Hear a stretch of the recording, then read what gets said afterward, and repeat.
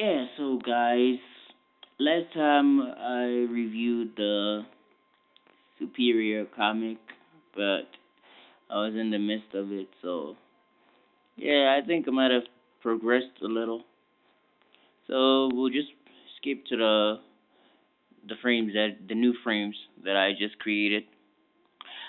Preferably it takes a long time, a very long time, like several decades to actually design the whole storyline to come up with action scenes, frames that have action that capture the imagination. So I think I've progressed so far. Let's go and have a look and let's just see. Okay, so yeah, so last time the old man repaired the suit, right? Okay, then the old man has a talk with the young lad. Okay, so he repaired the suit and everything, but made some adjustments, so it's not the same as before. So it's actually been improved, like an actual upgrade. So yeah, here is giving him like the controls for a new suit, of which he doesn't have to wear it for it to work. You can still use it whenever, however, on contact or without contact of the suit. Okay. So the old man actually offered the guy to help him well in exchange that he helped him also. So the old man was in some kind of ordeal or something. And so he discovers that this old man was actually working for some evil, cruel, bad guys. Some what you call Charmin or what you call it. So this Charmin has abilities like he can turn clouds into lightning, and he can actually create clouds on the ground like with lightning and stuff, some magical stuff, so unbelievable stuff. So yeah, all this origin like it's 100,000 years BC. So yeah, this old man has been helping this shaman or has been working for the shaman. So as you can see, the clouds of and the I try to illustrate some lightning over there, and the old man is being terrified, and the old shaman is on top of some kind of castle or structure of some kind, and he's like, "Where have you been? You have betrayed me." And so the dude is also present in the scene, so he actually wears the suit. The suit actually attaches itself to him, and so to prevent him from being struck by the lightning, the the pearls of lightning that are striking the ground and everything, and the old man is busy shocked. Okay, apparently the old man wanted him to defeat this damn shaman. So yeah, as you can see, like just the action, zap, zap, and so yeah, here's our what I call the like the evil shaman. So he's carrying some kind of scepter or a stick. So he actually controls the lightning and everything with that scepter. But he looks more like a robot, but or skeletal figure. And then he's wearing this golden mask, but of which the color is not there. So yeah, I tried my best. So he's our evil shaman on top of the structure, the castle, kind of like temple structure, as you can see. So the guy gets zapped, but the suit helps to protect him. Okay, now that's cool. All right, moving along. So the guy having no effect, the lightning having no effect on his suit, so he tries to jump and flies to hit the Charmin. So he tries to hit the Charmin, but the Charmin appears to have some kind of ability to escape. So I tried to illustrate some kind of illusion or what you call hologram. So yeah, like well, he's like flying away from the attack. You see, okay, and then he flies away, and then the hologram figure like disappears, and then he appears somewhere else. Somewhere else, another structure like a temple appears from the ground up. Remember, they're in a desolate place, sort of like a a desert or something. Okay, I kind of figured it was like maybe Egypt or something. Oh well, but just plain imagination from like so far, like yeah.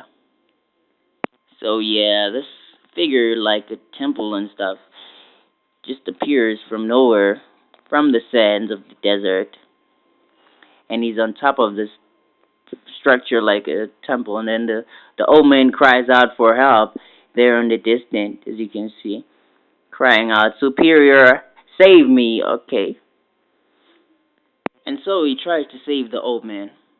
As you can see, he's hitting the giant statues, of which now they're around the structure temple thingy, and then they suddenly came to life and they attacked the old man, and the dude, the superior or superhero, tries to save the old man who's laying on the ground there.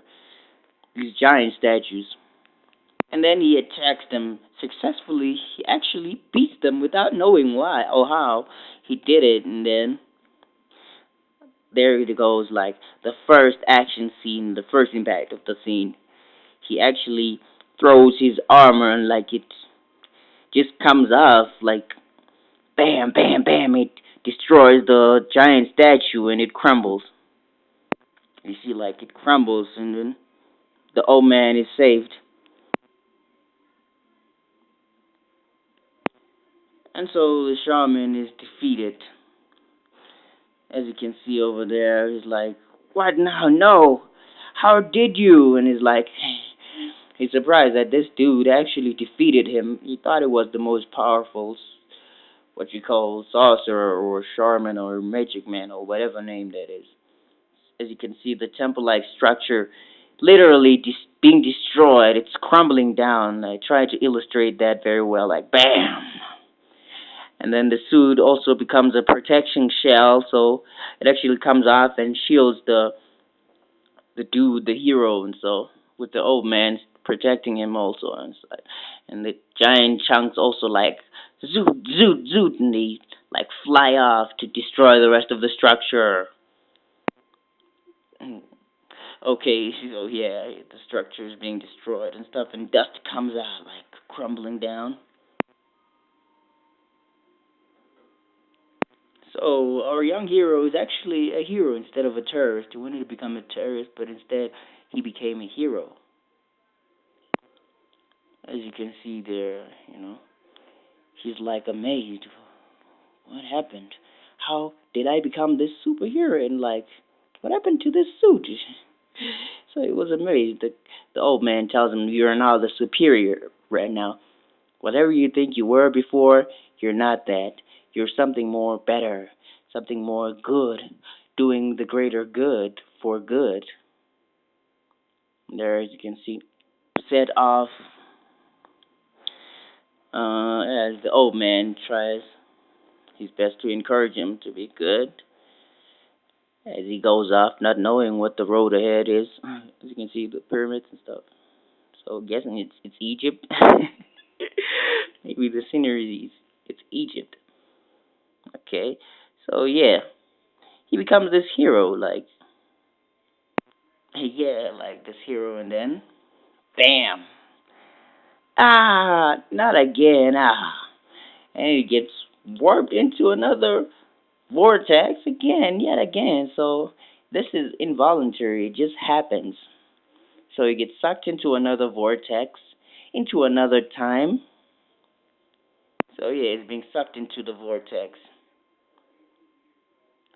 Warp. Yeah, bam. He lands in another, what you call, time. Well, so yeah, there he is. He just landed. Dust coming out of the sea, and it's like kind of structures, like old Roman structures. I try to illustrate the Colosseum. So yeah, he's kind of in the Colosseum. So yeah, I was kind of thinking like he was entering gladiator mode. He was entering gladiator mode, as you can see, this gladiator, some Spartan figure. So this guy is like He's very extremely angry. He's like a king or something. It's like, how did that get there? Bring out the wild animals, and like in gladiator times, like you used to battle with lions and all kinds of creatures, and they'd watch you and stuff. So yeah, here's the creatures and stuff. And so he gets attacked by an elephant bird. Guessing it was still alive at the time, but it got extinct. Yeah, he gets crushed by the elephant bird, but wearing his suit, it doesn't have any effect. And he tries to push the elephant away, and then his suit just comes out and beats the hell out of the damn bird that was trying to attack him. So, literally thrusting it away. While the lions are still watching. As you can see. So yeah, the elephant bird gets a beating. So there, yeah, this is my favorite frame. I actually enjoyed doing this. Yeah, this was the more fun frame. Look at that pose. Look at that pose. So he just defeated the elephant bird.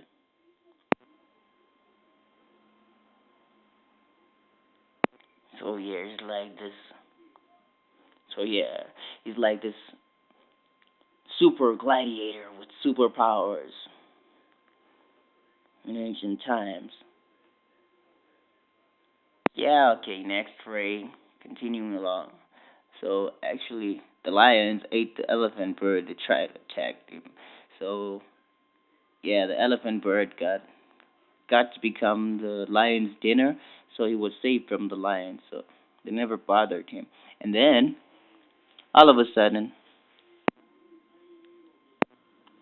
so yeah, moving along, and then they decide to attack him with arrows. A lot of arrows, as you can see, like swoop, swoop, swap. A swab of arrows suddenly attacks him. So yeah, he's being attacked by these millions and millions and thousands of arrows heading towards him. But he has no words. Come on.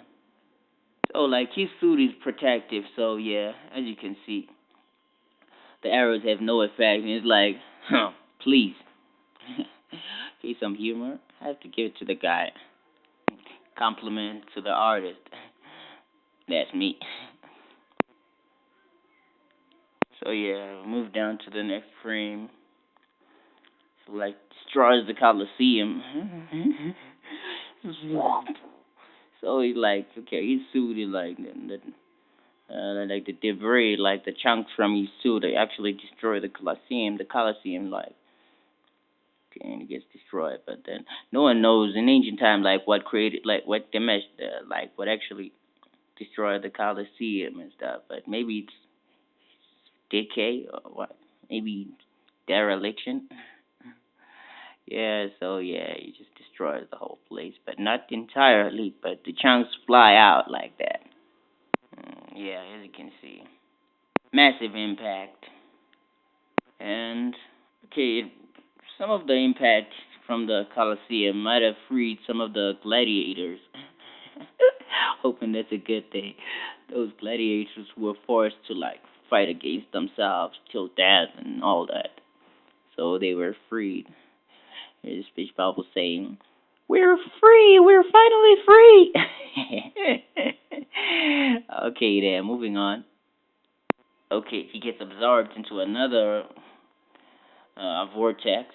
As you can see, is like warp, warping again. Well, here I go again. That's what he says on that. Okay, he's warping, warp, and then he lands again. Once again, he lands, but this time on the sea. He lands on the sea. Okay, and you can see underwater and all that. So yeah, he's landing on. I'd say some in the pirate eras, like the sailboats over there in the distance, and the water splashing, and there's another boat or ship, sailing ship. Yeah, so he's underwater. And then they attack. boom, boom, boom, boom, like that, bang. It was cut into that pirate battle and stuff. Cannonballs flying. So yeah, it's actually a war or something. So it actually warps. It warps out of that zone, leaving the ships, but then there's a whirlpool like created from the vortex itself. Like when he was going out, like the vortex was like sucking the ships out. Like but it was not taking them also. So oh yeah, so there he is.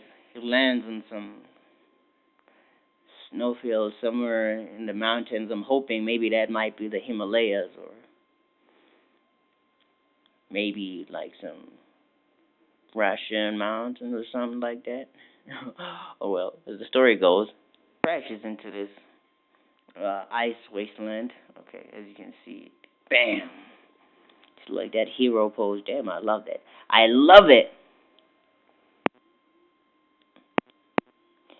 Yeah, so he goes on. Okay, let's say maybe he's in the Cold War, World War type of vibe. So okay, so he's on the World War type of vibe. Maybe perhaps something he must be doing there. I rode Russia, in the Russian border and stuff during the war. So yeah, actually lands there.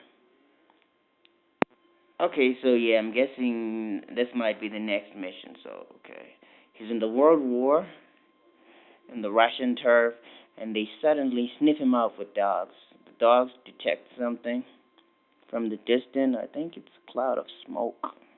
Yeah, it's a cloud of smoke.